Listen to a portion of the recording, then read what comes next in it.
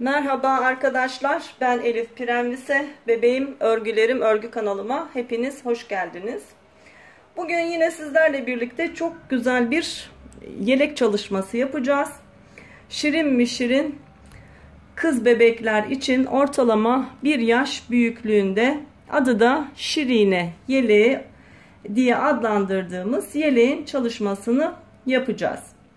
Kullanacak olduğum ip Kartopu Baby One anti peeling özelliği olan 250 metre uzunluğunda ve renk numarası K782. Arkadaşlar, yeleğimize 69 ilmekle başlıyoruz ve 4 diş boyunca haroşa örgümüzü örüyoruz. 4 diş haroşa ördükten sonra ilk 7 ve son 7 ilmeğim haroşa örgü olacak. Bunlar bizim ilik düğme kısmımız. O yüzden ilk 7 ilmeğimi haroşa örgü örüyorum. Şimdi arkadaşlar, çok dikkatli bir şekilde beni izlemenizi istiyorum. İlk sıranın kurulumu çok önemli. Bu sırayı düzgün kurduktan sonra çok kolay ve çok keyifli örgümüzü örmeye devam edeceğiz.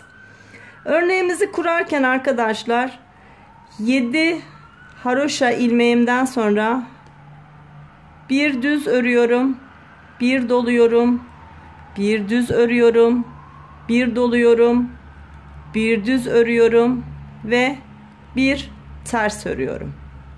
Kurulum bu şekilde olacak. Dilimlere ayıracağız robamızı. Bu bizim ilk dilimimiz. Şimdi ikinci dilim için bir düz, bir dola, bir düz, bir dola, bir düz ve tekrar bir ters. Bu bizim ikinci dilimimiz oldu. Tekrar bir düz, bir dola, bir düz, bir dola, bir düz ve bir ters. Bu şekilde bütün sırayı öreceğim ve şu son 7 ilmeğim haroşa örgü olacak şekilde sıramı tamamlayacağım. Şimdi arkadaşlar, bu şekilde örmeye devam ediyorum. Bir düz, bir dola, bir düz, bir dola, bir düz ve bir ters. Bir düz, bir dola, bir düz, bir dola, bir düz ve bir ters. Bu sırada hiç kesinti yapmayacağım. Sıra boyunca öreceğim. Benimle birlikte lütfen bu sırayı siz de bu şekilde örün. Bir düz, bir dola, bir düz, bir dola, bir düz ve bir ters. Bir düz, bir dola, bir düz, bir dola, bir düz ve bir ters. Bir düz, bir dola, bir düz, bir dola, bir düz ve bir ters. Devam ediyoruz. Bir düz, bir dola, bir düz, bir dola, bir düz ve bir ters. Tekrar bir düz, bir dola, bir düz, bir dola, bir düz ve bir ters. Bir düz, bir dola, bir düz, bir dola, bir düz ve bir ters. Bir düz, bir dola, bir düz, bir dola, bir düz ve bir ters. Devam ediyorum. Bir düz, bir dola, bir düz, bir dola, bir düz ve bir ters.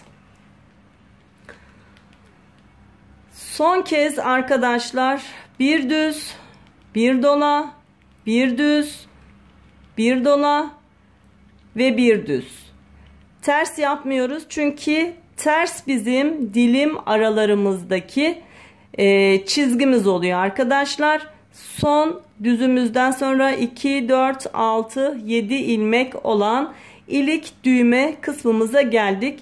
Şimdi şu 4 ilmekten, başlangıçtaki 4 ilmekten sonra ilk iliğimizi açalım. Bunun için de bir haroşa örüyorum. Sonraki 2 ilmeği birlikte örüyorum. Bir doluyorum ve son 4 ilmeğimi yine haroşa örgü örerek sıramı tamamlıyorum. Ve arkadaşlar bu şekilde biz örneğimizin kurulumunu yaptık. Bundan sonra birkaç sıra sadece kenardaki 7 ilmek haroşalarımızı haroşa örgü, düzlerimizi düz ve terslerimizi ters olarak örgümüze devam edeceğiz.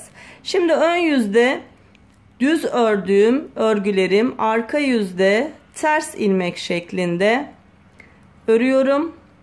Bunlar 5 ters, sonrasında bir düz ilmek olarak bu sırada örülüyor. Yani artık 1, 2, 3, 4, 5 ters, bir düz. 1, 2, 3, 4, 5 ters, bir düz. Bu şekilde arkadaşlar son 7 ilmeğim kalana kadar tersleri ters, düzleri düz olarak örüyorum. Ben şimdi sırayı tamamlayıp sizi daha fazla bekletmeden geliyorum. Sıramı tamamladım ve tekrar yeleğimin ön kısmındayım. Bu sırada da yine haroşalarımı haroşa, düzlerimi düz, terslerimi ters örgü olarak örüyorum. Dilimlerimdeki ajurlarımı da ön yüzde düz örgü, arka yüzde ters örgü olarak örüyorum. Yani önde arkadaşlar 5 düz, 1 ters, arkada 5 ters, 1 düz olarak 5 sıra boyunca örgümüzü öreceğiz ve ikinci ajur çalışmasına başlayacağız. Şimdi ben şu arkadan sayınca arkadaşlar şu anda 2 yaptı. 5 diş ters örgü olunca tekrar bu öndeki ön yüzde ajur çalışmalarımıza devam edelim. Ben bu kısma kadar örüp geliyorum. 5 diş boyunca örgümü ördüm. Şöyle arka taraftan bakarsak 1, 2, 3, 4 ve 5 tersleri saydığımızda aynı şekilde düzleri saydığımızda da 5 sıra oldu. Ve şimdi arkadaşlar robamızın ikinci artırmalarına başlıyoruz. Yine ilk 7 ilmeğimiz ve son 7 ilmeğimiz haroşa örgü, artık bunu biliyoruz. Sonrasında örmeye başlıyoruz. Düz örgü. 2 tane düz örüyoruz.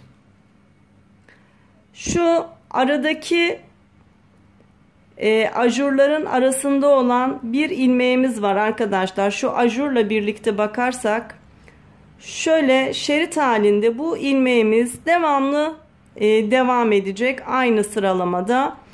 Bu ilmeği gördüğümüzde hemen bir doluyoruz, bir örüyoruz, bir doluyoruz ve bu kez 2 kez örüyoruz. 2 ilmek. Çünkü aşağıdan artırma yaptık. Buradaki ilmek sayımız 2'ye çıktı.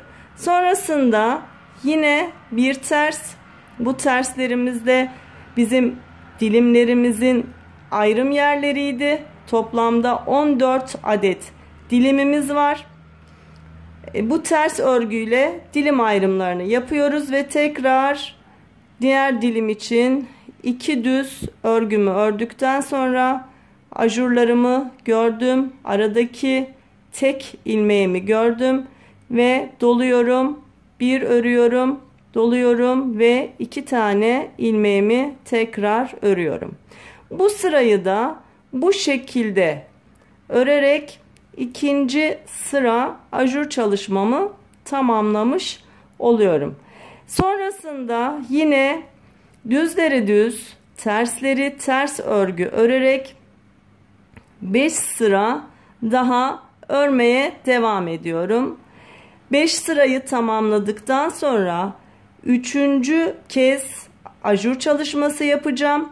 Onda da arkadaşlar şu ilmek sayımız her ajur çalışmamızda sağdan ve soldan 2 ilmek artıyor. Şu anda 2 ters ilmeğimin arasındaki dilimimde 5 tane düz ilmeğim var. Bir sonraki şu anki ajur çalışmamla beraber bu 7 ilmek olacak. Şurada olduğu gibi, hatta örelim. Tersten sonra 1 2 ilmek ördüm, 1 doladım, 1 ördüm, 1 doladım, 2 ördüm ve tersimi ördüm. Burada ajur çalışmalarımla beraber 2 tersimin arasında şu anda 2, 4, 6 ve 7 ilmek var. Bir sonraki ajur çalışmasını yaptığım zaman 9 ilmek olacak. Bir sonraki ajur çalışmasını yaptığımda 11 ilmek olacak ve 5. kez ve son kez ajur çalışması yaptığımda da 13 ilmek olacak. Aralarım hep bir ters. Sadece şuradaki ajurlardan artış yapacağız.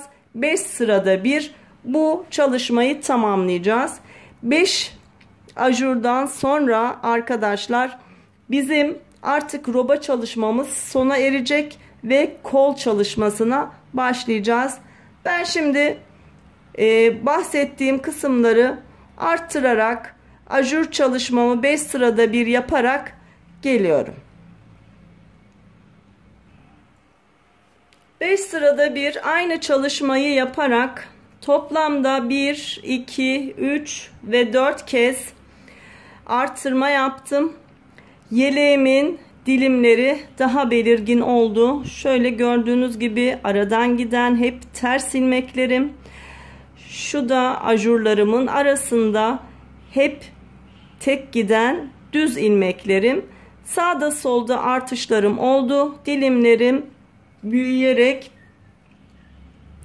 ilerledi. Şu anda 1, 2, 3, 4 ajur çalışmasını yaptım. Yine arkadaşlar düzleri düz, tersleri ters örgü olarak öreceğim ve son bir ajur çalışması daha yapacağım. Dediğim gibi 5 tane toplamda ajur çalışması yaptıktan sonra kol ayrımlarımıza başlayacağız. Şimdi sırayı çıkayım.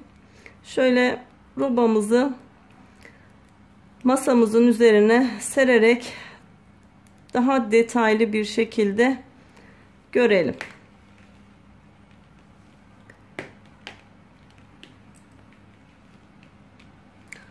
Gördüğünüz gibi robamız oldukça büyüdü. Dilimlerimiz oldukça belirgin olmaya başladı.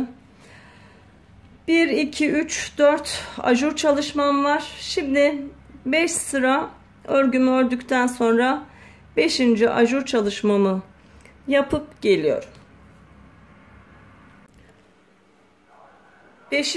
ajur çalışmamı da yaptım.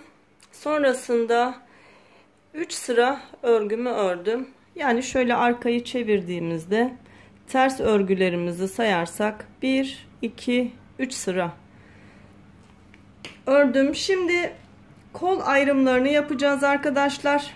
Bunu da dilimler üzerinden yapacağız. Şu öndeki 2 dilimi ön beden olarak, sonrasındaki 3 dilimi de kol olarak ayıracağız. Şimdi Önce ön bedenimizi örüyoruz. Düzleri düz, tersleri ters ve haroşaları haroşa olarak.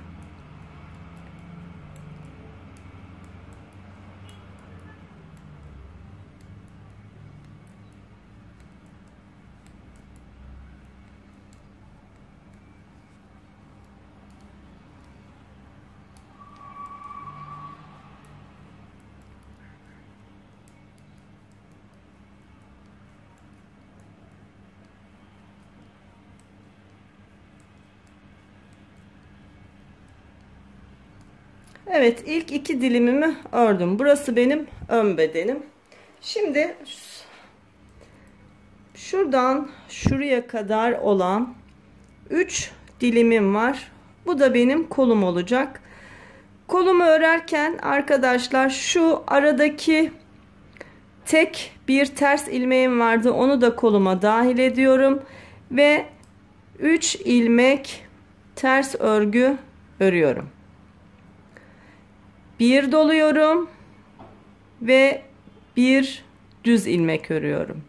Sonra 1, 2 ve 3 ilmek ters örüyorum. Bir doluyorum, bir ilmek düz örüyorum. Tekrar 1, 2, 3 ilmek ters, bir doluyorum ve bir ilmek düz örgü örüyorum. Bütün kol boyunca bu şekilde kolumu örüyorum.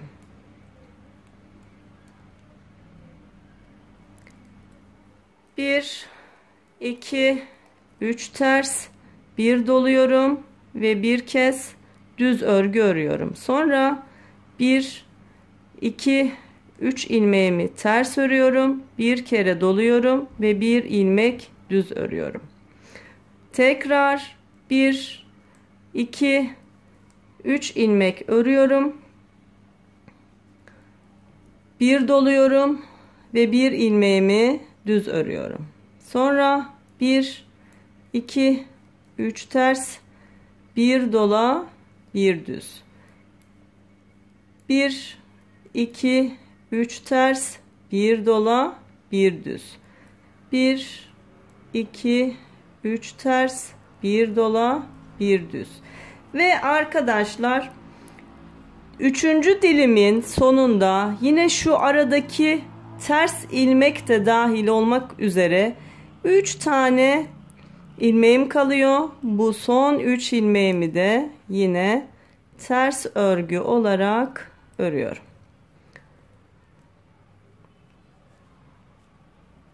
Şimdi geriye dönüyoruz. Kol çalışmasını bitirdikten sonra robamızı öreceğiz. Arka sırada tersleri düz öreceğiz. Ve düzleri şu doladığım düz ve doladığım ilmeği ters örgü öreceğim. Yani 3 düz, 2 ters. 3 düz, 2 ters.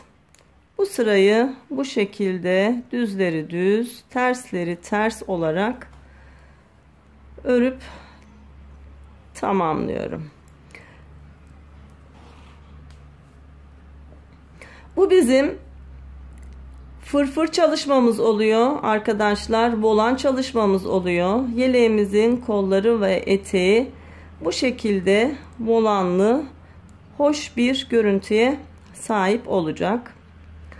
Volan çalışması yaparken de arkadaşlar bu fırfırların sıklığını ya da seyrekliğini istediğiniz gibi ayarlayabilirsiniz.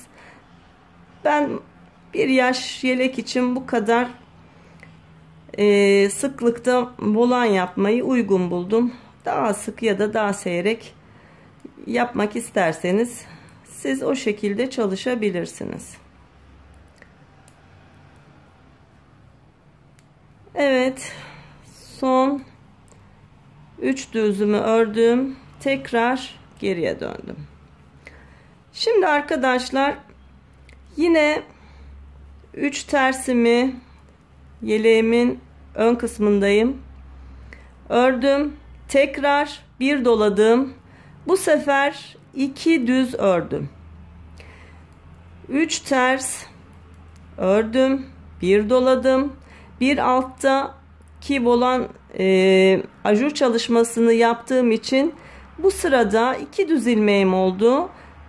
Bir doladım ve 2 düz olarak ilmeklerimi ördüm. Yani bu sırada da 3 ters, bir dola, 2 düz örgü örüyoruz. 1 2 3 ters, bir dola, 1 2 düz.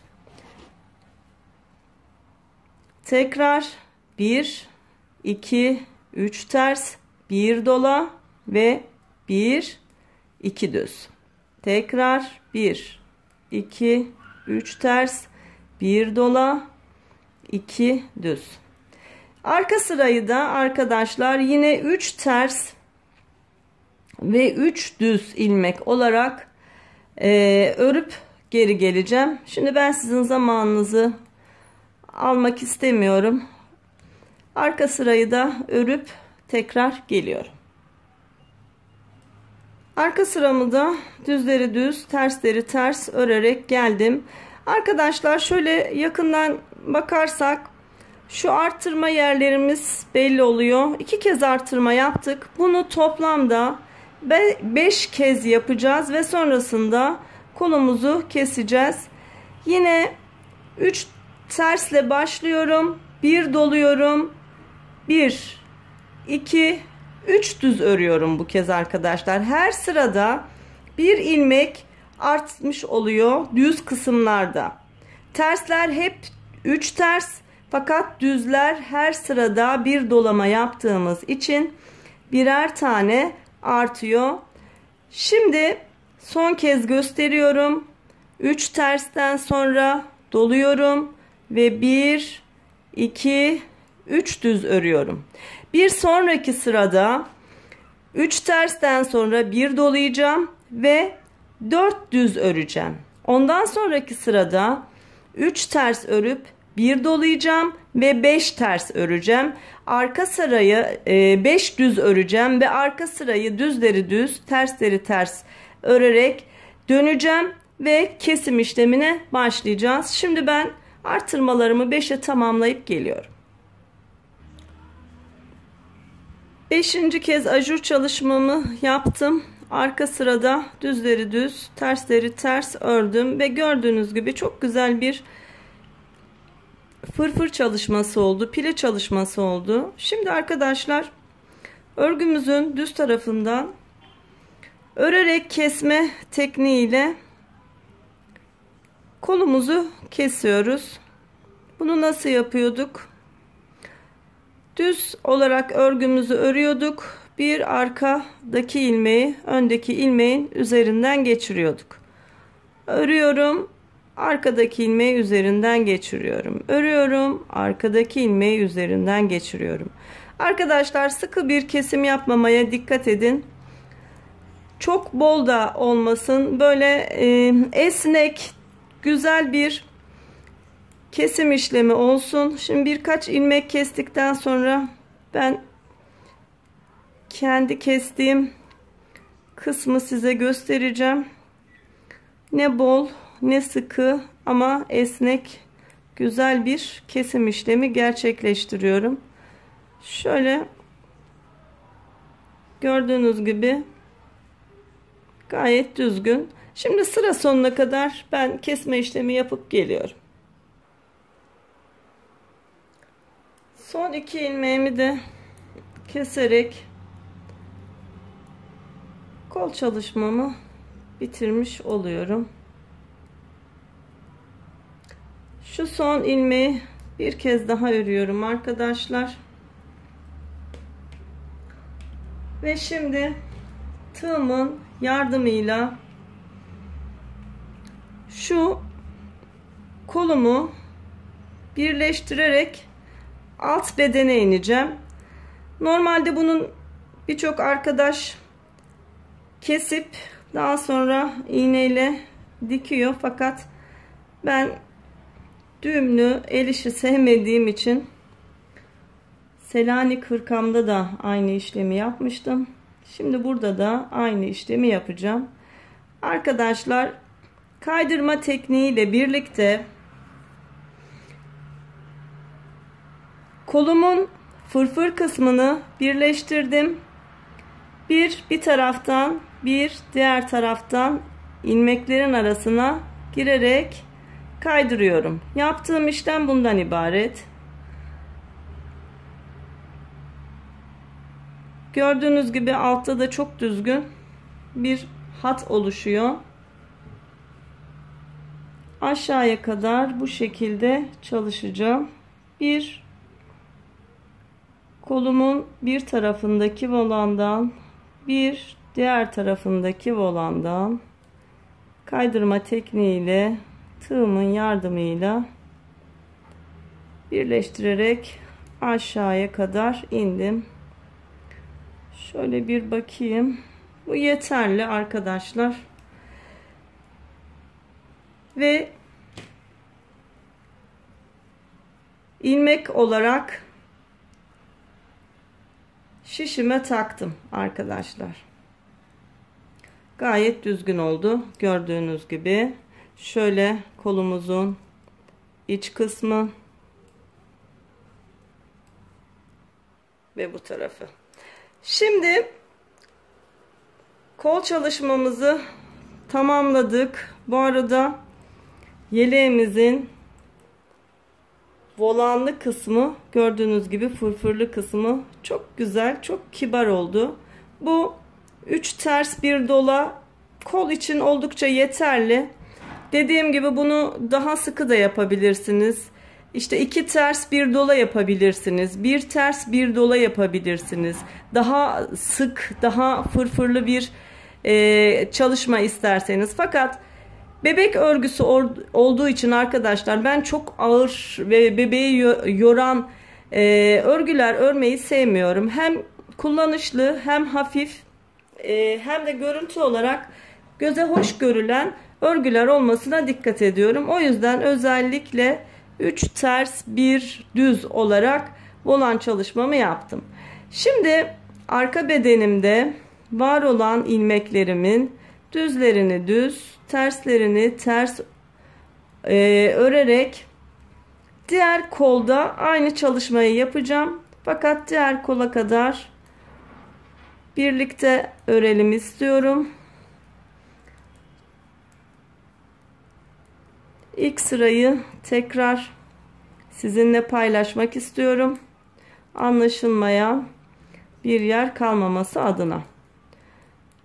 Arka bedenimde düzleri düz, tersleri ters olarak 4 dilim boyunca örüyoruz arkadaşlar. Arka bedenimizin dilim sayısı 4 dilim. Ön bedenlerimiz 2 dilim, 2'şer dilim. Kollarımız 3 dilim ve arka bedenimiz 4 dilimden oluşuyor.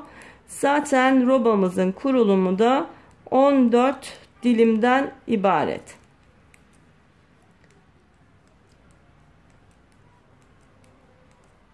Şimdi kaç dilim ördüğüme bir bakayım. 1, 2, 3 ve 4. Evet arkadaşlar, 4 dilim ördüm arka bedenim için. Ve şimdi tekrar kol çalışmasına başlayacağım. 3 dilim kolumuz olacaktı. Ve şu ilk dilimler arasındaki ters ilmeğimde dahil olmak üzere 1, 2, 3 ters, 1 dola ve 1 düz. 1, 2, 3 ters, 1 dola ve 1 düz. 1, 2, 3 ters, 1 dola, 1 düz.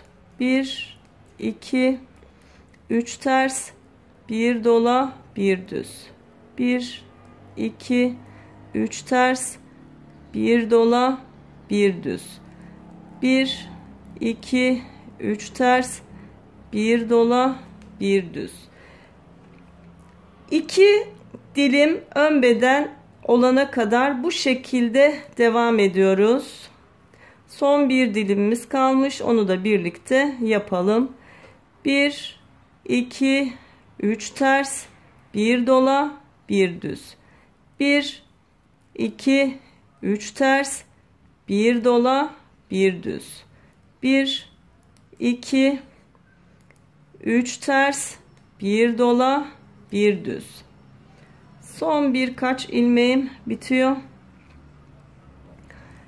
1, 2, 3 ters, 1 dola, bir düz ve son 3 ilmeğim. Yine 2 dilimin arasındaki ters örgümüzde kol çalışmamızın tamamlamış olduk. Ön bedende 2 dilimimiz kaldı. Şimdi arkadaşlar, ben daha fazla sizin vaktinizi almayacağım. Bu kolda yaptığımız işlemin birebir aynısını diğer kolumda öreceğim. Yine tığımla birleştirip ön bedene ineceğim ve örerek ön bedeni, robamı tamamlayacağım. Ondan sonra kol altı çalışmamız var. Yeni bir kurulum yapacağız. Bu ilmeklerimizin yine aşağıya doğru ters gitmesi lazım, dilim ayrımlarımızın. Onları anlatacağım. Şimdi ben kolumu tamamlayıp geliyorum. Diğer kol çalışmamı da tamamladım. Yine tığımla birleştirerek son ilmeğimi şişime taktım ve ön bedenimin örgüsünü ördüm. Şimdi arka sırada ters örgü olarak örgümüze devam ediyoruz ve şu dilim ayrımlarımız robamızın altında, beden kısmımızda da aynı bu şekilde devam edecek. Önümün 2 dilimini ördüm. Şu kol birleştirip aşağıya indirdiğim ilmeğim var burada arkadaşlar. Şu tek ilmek. Bunu düz örgü olarak örüyorum. Bundan sonra şu şeridin devamı olarak bu ilmeği kullanacağım. Ardından geri kalan ilmeklerimi normal bir şekilde örüyorum.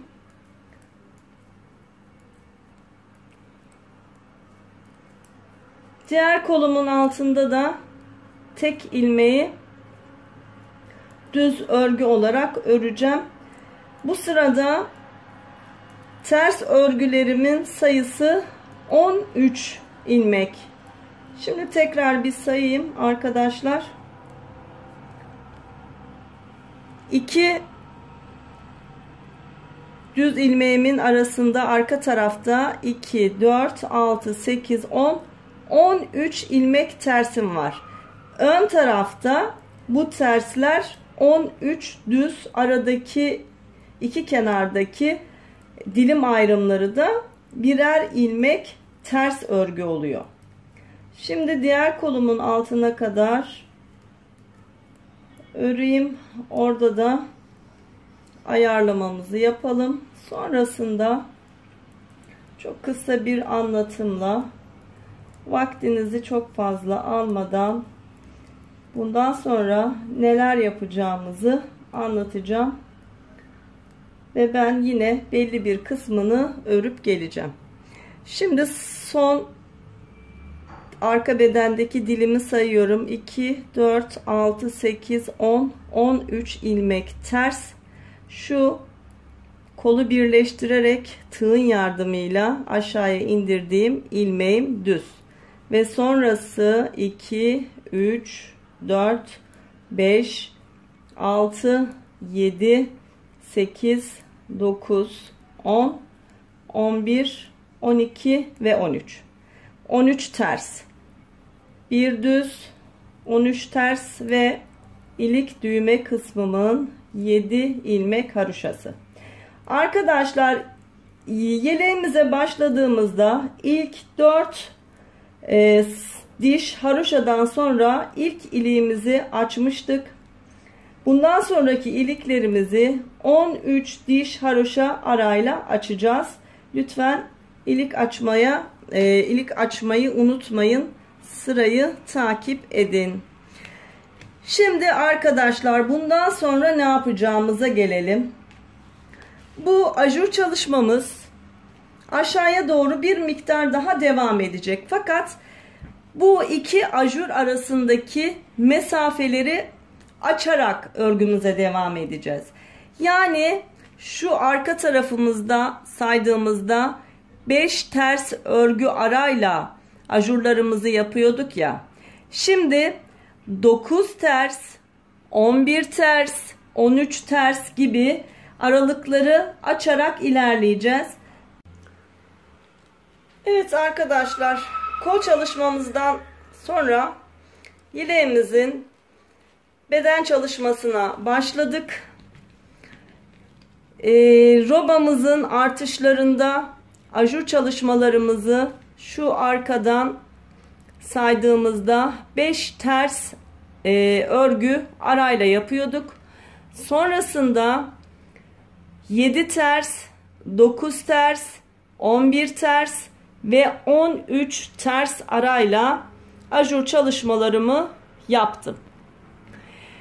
13 diş haroşa arayla iliklerimi açtım ve son ajur çalışmamdan sonra 2, 4, 6, 8, 10 ve 11 sıra ters örgü ördüm.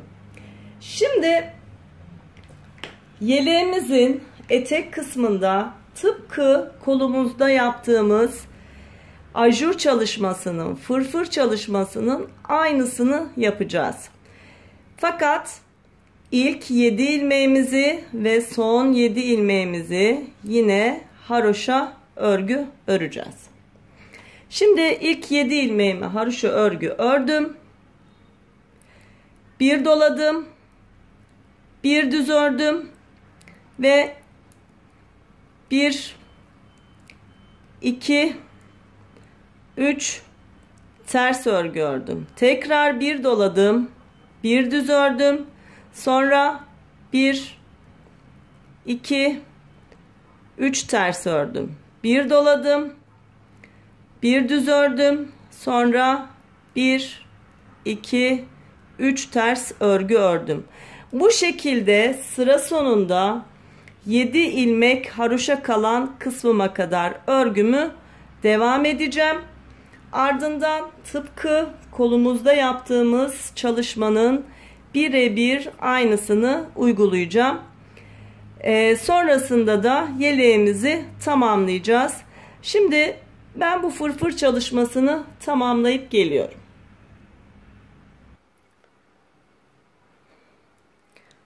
Yeleğimizin etek ucundaki fırfır çalışmasını bitirdim. Tıpkı kol kenarlarımızda olduğu gibi birebir aynı çalışmayı yaptım. Ve kesmeye başladım. Aslında uzun bir zamandır kesiyorum arkadaşlar. Kes bir türlü bitmiyor. Fırfır çalışması etek ucunda bayağı zorladı. İlmek sayısı çok fazla olduğu için hem zor ilerledi hem de kesmeye bilmiyorum, herhalde bir 10 dakikadır filan kesiyorum. Ama sonuç çok güzel olacak arkadaşlar. Biraz yorulduğum doğrudur ama yine çok güzel bir çalışmayı birlikte yapmış oluyoruz. Arkadaşlar beğeni butonuna tıklamayı lütfen ihmal etmeyin. Benim için çok önemli. Kanalıma abone olmayan arkadaşlar lütfen abone olmayı siz de ihmal etmeyin. Kanalımın büyümesi ve video sayılarımın her geçen gün daha çok artması için o da çok önemli. Kanalın gıdası gibi düşünün arkadaşlar. Abone sayısı arttıkça, beğeni sayısı arttıkça, yorumlar arttıkça hani bir nevi teşvik oluyor. Bundan bir önceki videomda çok güzel bir hırka çalışması yapmıştım. O çalışmayı tamamlayınca bir müddet video hazırlamamayı düşünüyordum. Fakat o kadar güzel yorumlar, beğeniler ve abone sayımda artış oldu ki hemen yeni bir çalışmaya daha başlamak istedim ve bu güzelliği sizler için anlatmış oldum. Şimdiye kadar birçok video anlattım arkadaşlar. Çok kısa bir süre içerisinde 6-7 ay gibi bir süre içerisinde 100'e yakın videom yayınlandı diye tahmin ediyorum. Net sayısını inanın ben de bilmiyorum. Ama her seferinde bir video, bir anlatım daha. Bu şekilde videolarımın sayısı arttı, çoğaldı. Dolayısıyla çok güzel bir kanal olmuş oldu. Aynı şekilde desteklerinizin devamını bekliyorum. Konuyla ilgili yorum yapmak isteyen arkadaşlarım lütfen videomun altındaki yorum bölümüne yorumlarını yapabilirler. Daha önceki videolarımda yapılan güzel yorumlar için her bir yorum yapan arkadaşıma çok ama çok teşekkür ediyorum. Sağ olsunlar, var olsunlar. Ve arkadaşlar son ilmeklerimi de kesip artık bu güzelliği de tamamlamış oluyoruz. Ben de sonucu çok merak ediyorum. Çünkü 60 santimlik bir misinalı şiş kullandım rahat örgümü örebilmek adına. Dolayısıyla açık ve net şekilde ben de şimdi sizlerle birlikte görmüş olacağım. Ya Rabbi şükür son ilmeğimi de kestim. Gerçekten en son kesim sırası bayağı yordu. Ve tığımın yardımıyla arkadaşlar yine her zaman yaptığımız gibi fazla olan ipimizi tığımızın yardımıyla örgümüzün içerisinden böyle yürüterek gizliyoruz ve fazla olan ipimizi kesiyoruz. Şimdi arkadaşlar bakalım nasıl bir güzellik yapmışız. Evet arkadaşlar, gördüğünüz gibi harika bir yelek oldu. Şu etekteki güzelliği görünce hani 10 dakikadır kesiyorum, parmaklarım filan acıdı, artık çok yoruldum. Videoya yetişsin diye ara da vermek istemedim ama gerçekten değdi.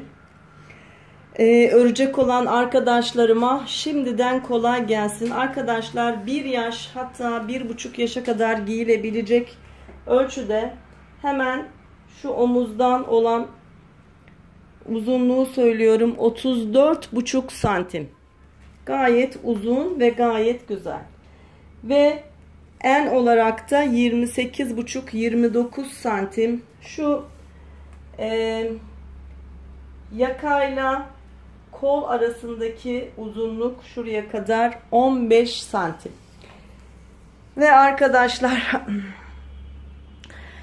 bu kadar emek, bu kadar uğraş gerçekten çok değdi. Sıfır hatalı, harika bir kalıp oldu. Yaka çok güzel oldu. Ne geniş ne dar.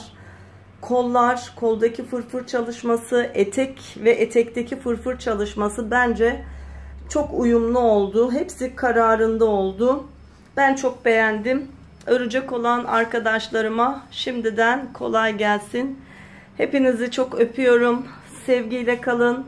Kendinize iyi bakın. Abone olmayı lütfen unutmayın. Hoşça kalın.